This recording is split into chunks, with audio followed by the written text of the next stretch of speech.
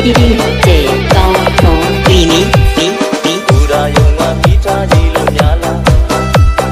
တဘူရာမှာတယောက်စင်းလို့တယောက်တက်ကသွားနေရဲ့ချစ်ကမိသားကြီးလို့လား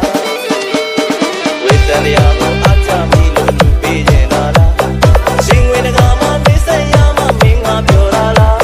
အယုံကြည်နိုင်အောင်မင်းကမျက်နှာများရှုံးတဲ့ကချာရှိ